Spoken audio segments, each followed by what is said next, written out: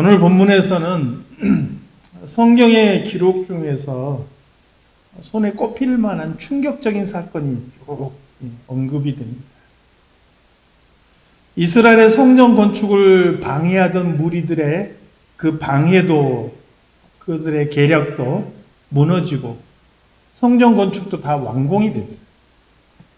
오히려 더 넘치도록 좋은 조건으로 하나님께 제사할 수 있고 예배할 수 있는 그런 환경이 만들어졌어요.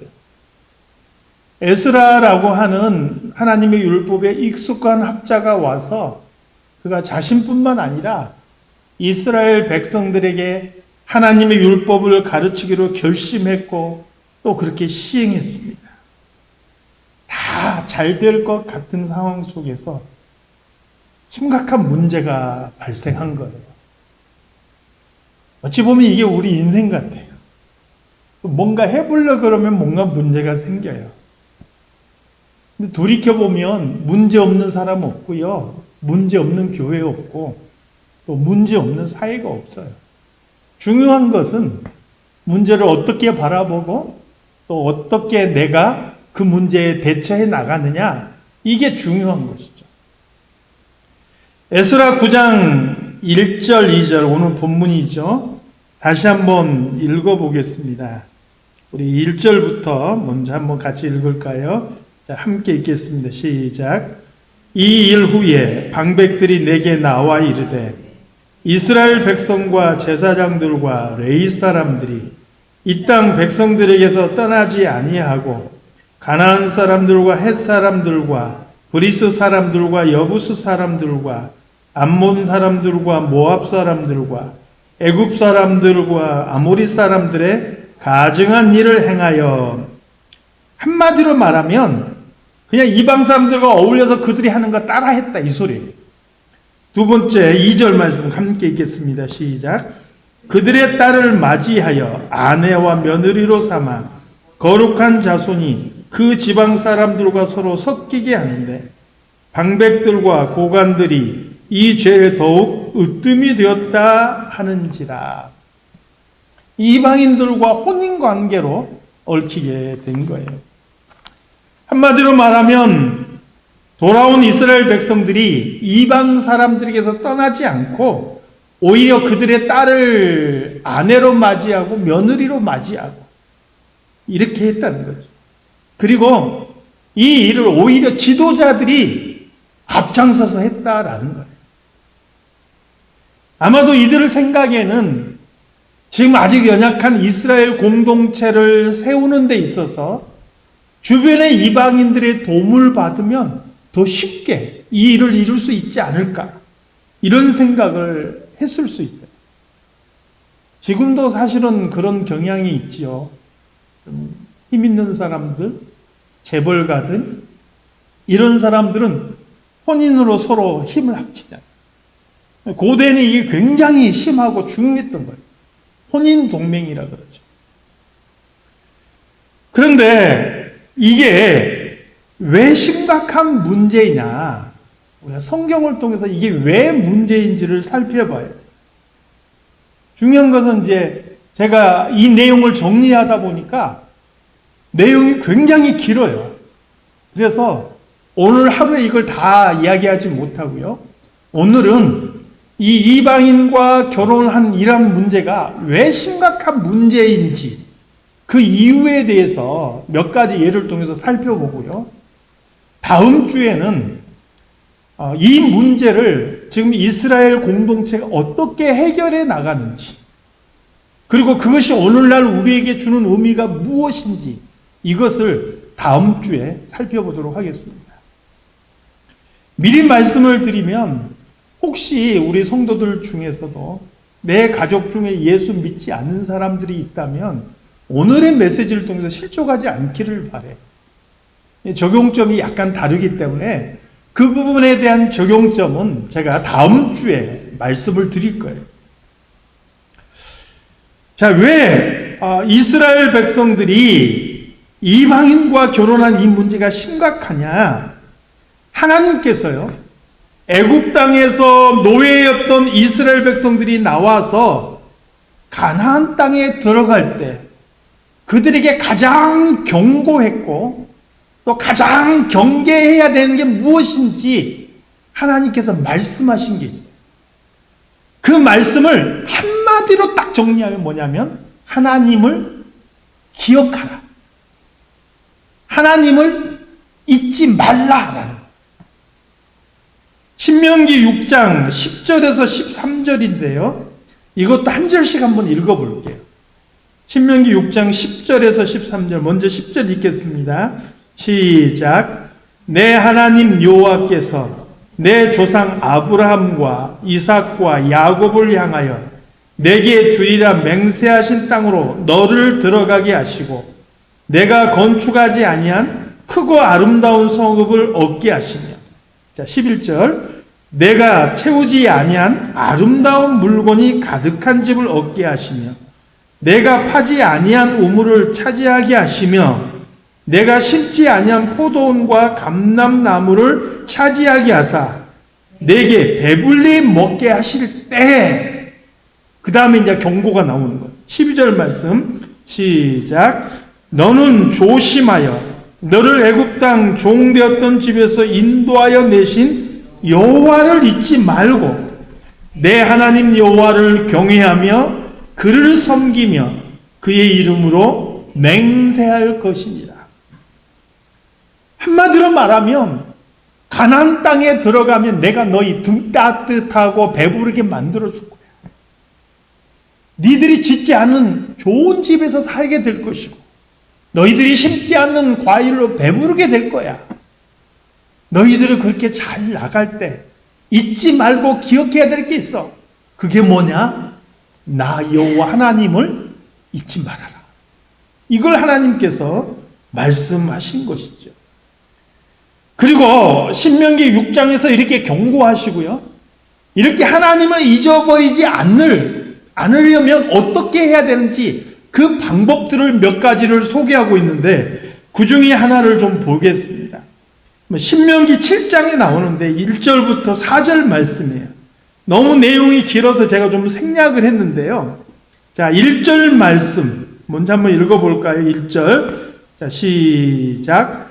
내 하나님 여호와께서 너를 인도하사 내가 가서 차지할 땅으로 들이시고 너보다 많고 힘이 센 7 족속을 쫓아내실 때 2절 말씀까지 있나요? 예, 2절. 그들과 어떤 언약도 하지 말 것이요 그들을 불쌍히 여기지도 말 것이며 이어서 3절이요. 또 시작. 또 그들과 혼인하지도 말지니 내 딸을 그들의 아들에게 주지 말 것이요 그들의 딸도 내 며느리로 삼지 말 것은 자 여기에 이제 중요한 두 가지 포인트가 나오죠. 하나님을 잊지 않기 위해서는 이방인들과 약속, 언약을 맺고 함께하지 말고 두 번째 그들과 혼인하지 말라. 왜 그러느냐? 이유가 설명돼요. 4절 말씀 읽겠습니다. 시작. 그가 내 아들을 유혹하여 그가 여호와를 떠나고 다른 신들을 섬기게 함으로 여호와께서 너에게 진노하사 갑자기 너희를 멸하실 것임이니라. 이방인들과 혼인하게 되면 그들의 문화를 따라가게 되고 그들의 종교를 받아들이게 되면서 너희가 자연스럽게 하나님을 잊어버리게 된다. 그래서 금하는 것이다. 이유를 설명해요. 이렇게 말씀만 보면 우리가 잘 이해가 되지 않을 것 같아서 오늘 한번 구약에 있는 3가지 예를 제가 들어서 이야기를 하겠습니다. 첫 번째는 바로 요셉이라는 사람입니다. 저는 개인적으로 성경에서 우리에게 소개할 때 많은 사람들에게 좀 과장될 만큼 좋은 이미지로 소개된 인물이 요셉이라고 생각해요. 근데 저는 개인적으로 이 요셉이라는 사람도 결점이 있고 단점이 있고 문제가 많이 있었던 사람이에요. 그럼에도 불구하고 하나님께서 요셉이라는 사람을 하나님의 뜻을 위해서 쓰신 거예요. 이 요셉이 애굽의 총리가 되었는데 그의 부인이 아스낫입니다. 아스낫이라는 이름은 꼭 기억하실 필요는 없는데 이 특징이 뭐냐면 아버지는 태양신을 섬기는 제사장이에요. 아스나시. 아버지의 이름 자체가 보디베라인데 태양신 라의 제사장이라는 뜻을 가지고 있어요.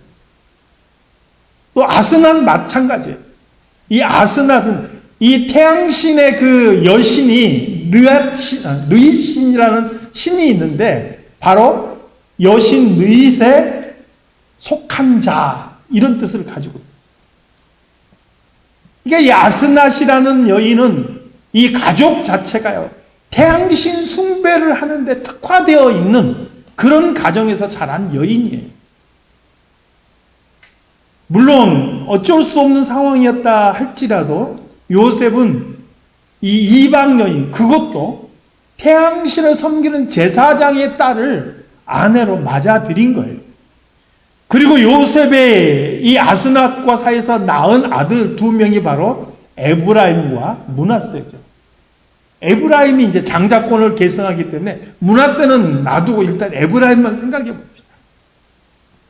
이 에브라임은요, 유다 지파와 더불어서 이스라엘을 주도해 가는 지파가 돼요. 나중에 남유다와 북이스라엘로 나누어질 때요. 남쪽은 물론 유다 지파가 주도하지만 북이스라엘 10지파 중에서 이 북이스라엘 왕국을 주도해 나가는 지파가 바로 에브라임 지파예요. 성경 역사를 보면은요. 이스라엘 백성들이 우상을 섬겼다. 그들이 이방인들과 뭔가 섞이고 뭔가 사고를 쳤다. 그러면 거기에 꼭 등장하는 지파가 있는데 바로 에브라임 지파예요. 그래서 호세아서에서 보면 아예 이스라엘이라고 호칭하지 않고 북이스라엘을 일컬어서 에브라임아라고 호칭하는 것을 보게 돼요. 그리고 호세아 7장 8절에서는 이 에브라임에 대해서 뭐라고 이야기하느냐. 호세아 7장 8절 말씀 함께 같이 읽어보겠습니다. 시작.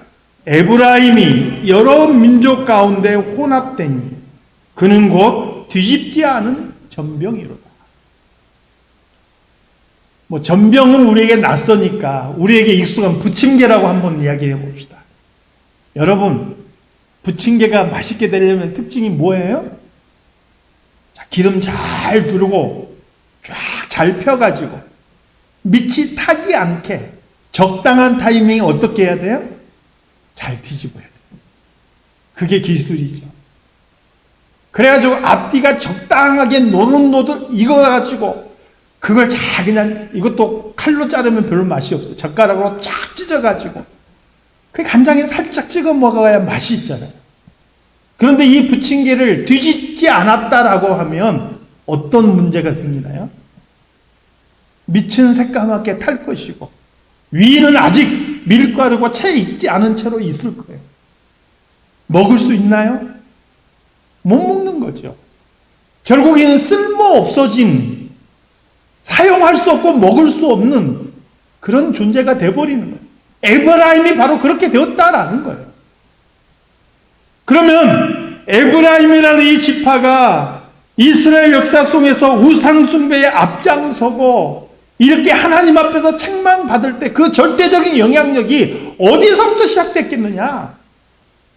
저뿐만 아니라 많은 성경학자들이 바로 요셉의 아내 아스낫의 영향일 거라고 봅니다. 요셉은 애굽의 총리고 그가 가정을 다스리지만 실제로 자녀를 양육할 때 그 자녀들은 누구의 영향 속에서 자랄 수밖에 없느냐? 아스낫의 영향하에서 자랄 수밖에 없다는 것이죠.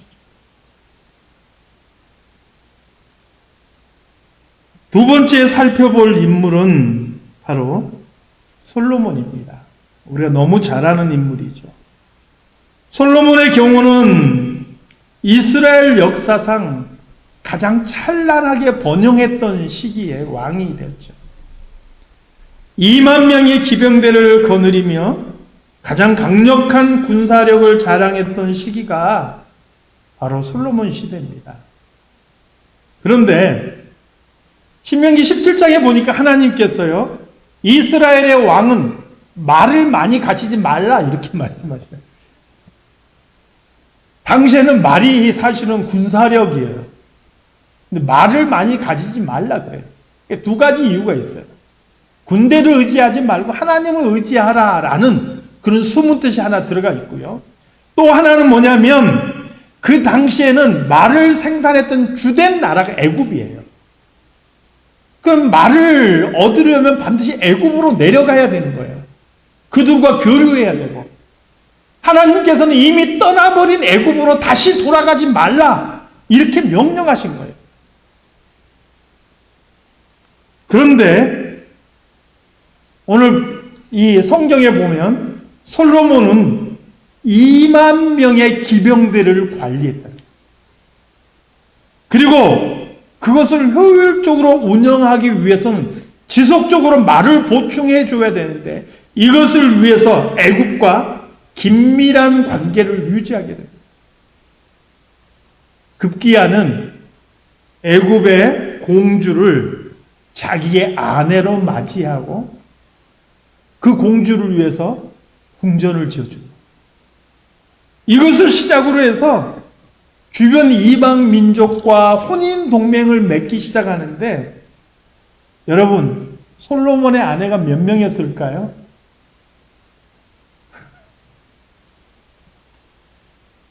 백제 의자왕의 궁녀가 3,000명이라 했는데 그것은 과장된 거예요. 의자왕의 궁녀 3,000명이면 서라벌에 3살짜리 여자애부터 80 먹은 할머니까지 다 긁어 모아도 불가능하대. 그때 당시 인구로는. 그런데 솔로몬은요, 이때 당시 주변 이방 민족과 혼인 동맹을 맺으면서 무려 1,000명의 아내를 두었다 그랬어요. 열왕기상 11장 2절에서 4절 말씀을 우리 한 절씩 한번 읽어보면서 솔로몬이 자기의 정치적인 계산대로 이렇게 이방 여인들과 혼인 동맹을 맺은 결과가 무엇인지, 성경이 어떻게 그걸 말하고 있는지를 한번 살펴보겠습니다. 먼저 2절 말씀을 한번 읽어보겠습니다. 2절 시작. 여호와께서 일찍이 이 여러 백성에 대하여 이스라엘 자손에게 말씀하시기를, 너희는 그들과 서로 통혼하지 말며 그들도 너희와 서로 통혼하게 하지 말라. 그들이 반드시 너희의 마음을 돌려 그들의 신들을 따르게 하리라 하셨으나 솔로몬이 그들을 사랑하였더라. 한마디로 말하면요, 솔로몬이 하나님의 말씀을 버리고 자기의 감정과 계산에 충실하게 행동했다는 거예요. 3절 말씀 같이 읽겠습니다. 3절 말씀 시작. 왕은 후궁이 700명이요 첩이 300명이라. 그의 여인들이 왕의 마음을 돌아서게 하였다.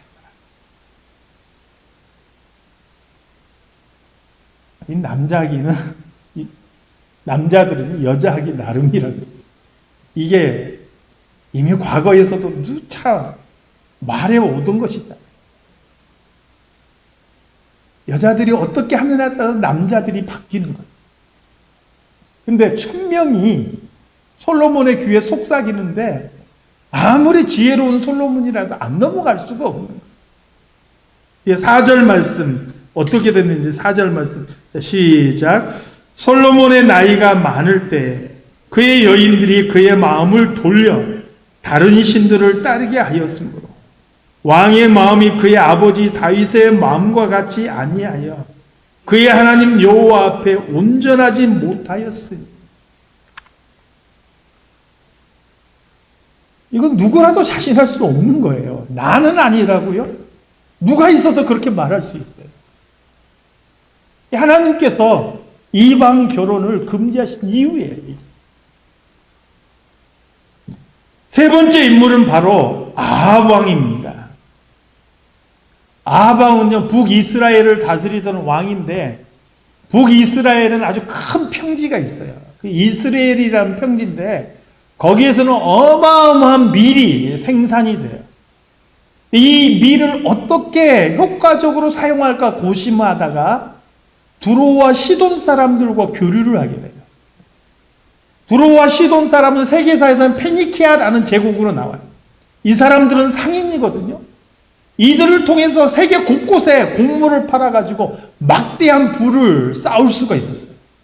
이 이익을 위해서 두로와 시돈과 손을 잡을 뿐만 아니라 시돈 왕의 딸 이세벨을 아내로 맞이하게 돼요.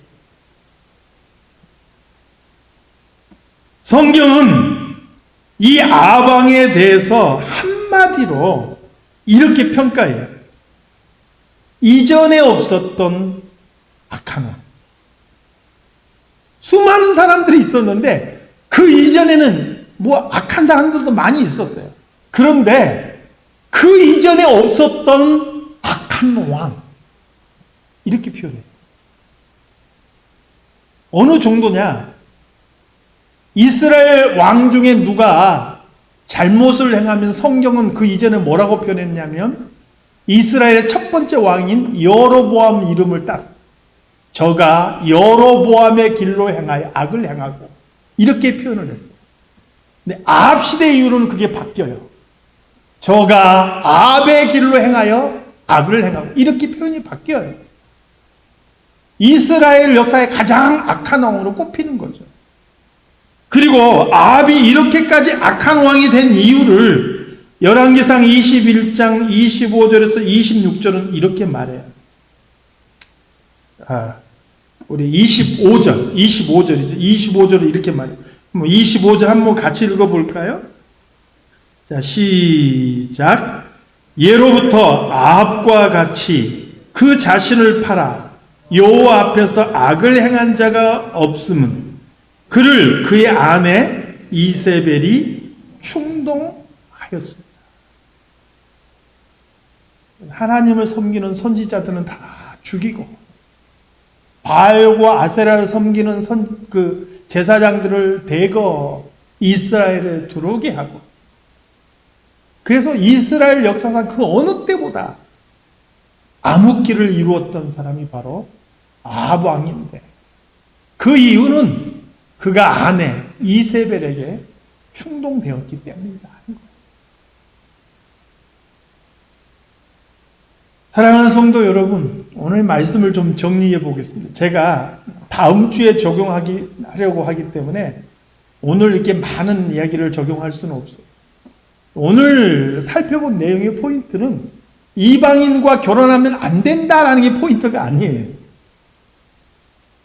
하나님께서 정말 하고 싶어 하시는 말씀이 뭐냐면 하나님을 잊어버리면 안 된다라는 거예요.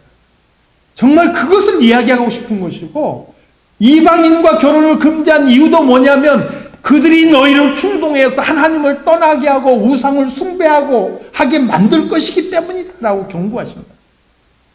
그런데 이스라엘 역사에 보니까 이스라엘 백성들은 정치적인 이해 때문에 자기의 판단 때문에 이렇게 하면 좀 더 쉽게 이렇게 하면 좀 더 나라가 부강해지고 이렇게 하면 좀 더 나라가 힘을 얻게 될 것 같고 더 안정되고 평안할 것 같고 자기 어떤 계산이 있었어요. 그렇게 했는데 결과는 뭐예요? 하나님을 잊어버리게 되고 하나님을 떠나게 되고 백성들은 부패하게 되고 결국은 우상이 만연하게 되고 이스라엘 자체의 정체성은 잃어버리는 결과를 가져왔다는 거예요. 그리고 결국 그게 이스라엘을 망하게 만들었다 하는 거예요. 그래서 오늘 말씀을 보면 우리는 분명한 교훈을 얻게 돼요. 하나님의 말씀을 있는 그대로 따를 것인가? 아니면 내 판단과 내 경험과 내 이해관계를 따를 것인가? 내 판단과 경험이 하나님의 말씀에 맞으면 그것 이상 좋은 게 없겠죠. 근데 그게 서로 맞지 않고 갈림길로 나타났을 때 우리는 어떤 길을 따를 것인가? 이게 굉장히 중요하죠. 사랑하는 성도 여러분, 바라건대 저와 여러분은 단순한 마음으로 어린아이와 같이 하나님의 말씀을 따라갈 수 있는 그런 성도들이 다 되시기를 소망합니다. 다음 시간에 이 말씀의 결론을 맺도록 하겠습니다. 기도하겠습니다. 하나님 아버지, 하나님께서 경고하셨고 말씀하셨음에도 불구하고 그 길을 벗어나서 자신의 정치적인 판단과 이해관계를 따랐던 사람들이 어떤 결과를 맞이했는지 오늘 말씀을 통해서 살펴보았습니다.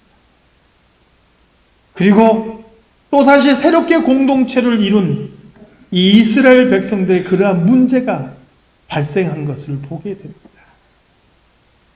하나님 아버지, 이러한 문제는 우리들에게도 늘 일어나게 될 터입니다. 이 말씀이 우리에게 지혜가 되어서 우리가 내 판단과 내 경험 내려놓고 하나님의 말씀에 단순한 마음으로 어린아이와 같은 마음으로 순종할 수 있는 우리 모든 성도들이 다 되게 하여 주시옵소서. 하나님 아버지, 그래서 하나님의 말씀이 정말 글로만 머물러 있는 것이 아니라 우리 성도들 한 사람 한 사람을 통하여서 이 땅의 삶으로 표현되고 나타내질 수 있도록 도와주시옵소서. 예수님의 이름으로 기도드리옵나이다. 아멘.